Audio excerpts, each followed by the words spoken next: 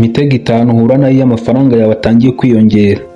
Amafaranga yawe iyo atangiye kwiyongera ushobora gutekereza ko ugeze ku ntsinzi cyangwa ku iterambere, ariko hari imitego myinshi ushobora guhura nayo ishobora gutuma unasubira inyuma.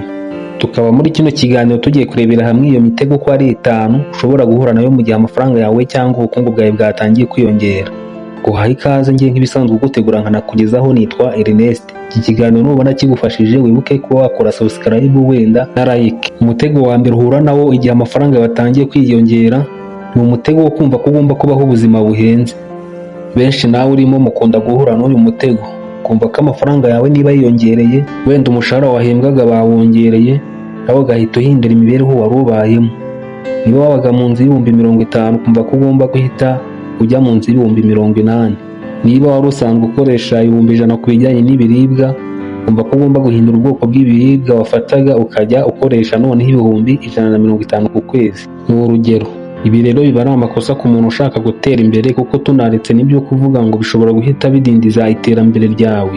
Niyo byimenyereje nk'igihe habayeho kesi y'uko ayo mafaranga atuma uguma muri ubwo buzima cyangwa iyo mibereho adakomeza kuboneka, kwakira ubuzima navuga ko buciriritse bishobora kukugora kubyakira. Ni byiza rero kumenya ko yari umutego benshi bahura nawo utuma badakomeza gutera imbere nk'igihe byari bitangiye. Ukamenya ko gutera imbere bisaba kubaho ubuzima buciriritse. Umutego wa kabiri ushobora guhura nawo igihe utangiye gutera imbere, abantu benshi batangira kuza mu buzima bwawe kubera amafaranga. Ahangaha niho ushobora kubona abantu benshi batangiye kukwiyegereza kurusha mbere uko byari bimeze. Ukabona ko bashaka kwigiraho inshuti, ariko ahanini baba bagamije guprofitira kuri aya mafaranga yawe utangiye gutunga. Aha rero uba usabwa kumenya abo bantu, kuko benshi bashobora kugushyiraho igitutu cy'uko ugomba kubasohokana, kubafasha mu bibazo byabo, abaza ngo bagurize, nyine nka cyagiye muri kumwe wenda muri nko kuganira ukumva bari kugaruka cyane ko ugomba kwita ku bibazo byabo cyangwa ku nyungu zabo kuruta ibiganiro byakugirira akamaro. Ikindi ni uko hano ari naho haza abo nakwita ko ari inshuti, bigira inshuti kuri wowe bagamije gufungura amayira azatuma babona uburyo bwo kugambanira rya terambere ryawe, baririndize cyangwa se barikubuze. Iyo udashyize imipaka kuri aba bantu baba bishakira inyungu zabo cyangwa se bifuza yuko ugomba gusubira inyuma, barakudindiza da, kuko nyine hari abantu bateye gutyo baba batishimiye iterambere ry'undi. Niyo mpamvu rero ugomba kubamenya kandi ukanabirinda mu rwego kugira ngo usigasire iterambere ryawe. Umutego wa gatatu ushobora guhura nawo igihe amafaranga yawe yatangiye kwiyongera ni umutego wo kwibagirwa intego yawe yo gukomeza gutera imbere. Iyo amafaranga yawe atangiye kwiyongera ushobora gutangira kumva ko wageze ku ntsinzi, kandi ugatangira kugabanya imbaraga washyiraga mu kwiteza imbere. Aha niho benshi bahita baca akagozi ko gukomeza gutera imbere, bagatangira kuba abanebwe mu mikorere yabo. Ugasanga niba ku munsi tuvuge ko wakoraga amasaha byibuze ageze kuri 12, ugatangira kujya ukora amasaha 10, kuko uvuga ati ntacyo nyirwana nacyo, nta rindi terambere nkeneye rirenze iri ngiri. Ukajya ugenda hari ukavuga ati mfite amafaranga agomba kumbeshaho n'umuryango wanjye, mfite aho kuba, nta kibazo cy'amafaranga y'ishuri y'abana banjye igomba kugira. Kumva ko nyine iterambere ry'ubuzima bwawe ari iryo, ubuzima bukaguhoza muri comfort zone. Ikibazo ni uko ukomeza winjiza imyumvire imeze gutyo imikorere yawe igenda ipfa gake gake.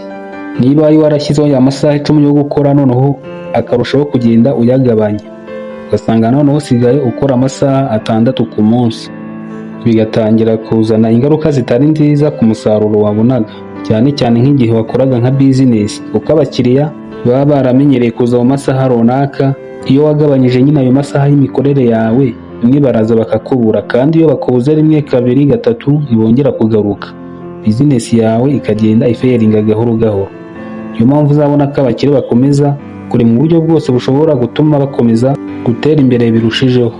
Uzabibona ko niba bafite nka business bakoraga yabaye successful, batangira kugenda bafungura andi mashami y'iyo business ahantu hagiye hatandukanye, cyangwa badafunguye izo business bagashora amafaranga mu bindi bikorwa cyangwa imishinga igiye itandukanye izabazanira izindi nyungu. Umutego wa 4 uhura nawo iyo amafaranga yatangiye kwiyongera ni umutego wo gukunda ibinezeza cyane. Bisobanuye yuko iyo amafaranga cyangwa ubukungu butangiye kwiyongera, benshi batangira kuyimbata ibintu bibongerera umunezero, harimo nko kujya mu busambanyi, kujya mu myidagaduro kenshi cyane, kugura ibintu by'igiciro bituma bumva banezerewe n'ibindi binezeza bitandukanye. Aha niho uzabona umuntu w'umugabo atarajyaga mu bagore cyangwa mu ngeso z'ubusambanyi, ariko yaba atangiye gutunga ibiceri ubona ko biri kwiyongera koko, ugatangazwa n'uko ahubwo ari byo bintu ashyira imbere y'ibindi byose. Benshi nyine bikanabatangaza bitewe n'uko bari bazi ko uwo muntu ari umuntu witonda, izo ngeso atajya zibarizwamo, bagatangira kubona uwo ari we. Hari ibintu nyine amafaranga atuma bigaragara ku muntu benshi bikanabatungura. Uyu rero ni umutego ukunda kuba ku bantu benshi, bigatuma wakomeza gutera imbere nk'intego wari ufite iburizwamo. Aha ntibivuze ko utagomba kwinezeza, ugomba kubikora kuko ni byiza ku buzima bwa buri wese, ariko ikibazo ni igihe kwinezeza cyane bitangira kugutwara amafaranga menshi, igihe cyawe, imbaraga zawe, bikakubuza gukomeza gutera imbere no kubaka ejo hawe hazaza. Ugomba kumva ko umuntu ushaka gutera imbere amenya kugenzura ibyifuzo bye kandi agashyira imbere intego ziwe. Umutego wa gatanu ari nawo nasorezaho ni uwo mutego wo kutagira amafaranga usigarana mu ntoki, ahubwo ukaba yose warayashoye mu mitungo. Uyu ni umutego benshi bakunda kwisanga bawuguyemo, nubwo ku rundi ruhande ari ikintu cyiza baba bakoze. Ugasanga amafaranga yawe ari kwiyongera, uko yongera aza ugahita uyashora mu kugura ibibanza byinshi, ubutaka, amazu n'indi mitungo igiye itandukanye, ariko ukirengagiza nko kuba washyira andi mafaranga ku ruhande, cyangwa se ukaba wanayashora no mu mushinga cyangwa ishoramari rizajya ritanga amafaranga ahoraho, ku buryo nuhura na kese cyangwa ikibazo gitunguranye ushobora kuba wabona amafaranga wakemuza cya kibazo diregiti, bitagusabye ko uri buhite usubiza nka cya kibanza cyangwa se ya nzu waguze, kandi ugasanga kugurisha iyo nzu cyangwa icyo kibanza ntuhise unabona umukiriya w'ako kanya, nk'igihe ayo mafaranga wari uyakeneye mu gukemura icyo kibazo cyihutirwa, cyangwa akaba ari na opportunity wari ubonye y'ingenzi kuri wowe, bikaba byatuma iyo opportunity ishobora kuguca mu myanya y'intoki.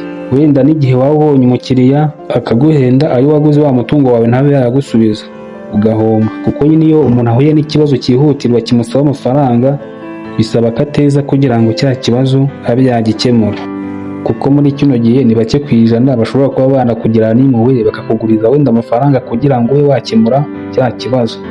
Nk'uko rero nari nabanje kubikomozaho, kugura imitungo cyane cyane iyi itimukanwa ntabwo ari bibi, ni na byiza cyane, ariko ugomba kumenya igihe cyo kuyigura. Niba ubona ko nta yandi mafaranga usigaranye yakomeza kugutunga no gukemura ibibazo bigiye bitandukanye, ntabwo aba ari cyo gihe cyo kugura iyo mitungo. Yigura ariko ubona ko bitazagusaba guhita uyisubiza, bityo ukanabihomberamo, kuko iyo umuntu yiyemeje gushora mu mitungo nk'itimukanwa aba yiteza umusaruro w'igihe kirekire. Nanagushimira rero twabanye muri kino kiganiro, naha tugishoreje. Niba wagikunze wibuke ukore subscribe, wowe utarayikora mukande like, muduhe ibitekerezo byanyu, mube mwanasangiza ino video ku bandi. Dusubire mu kindi kiganiro.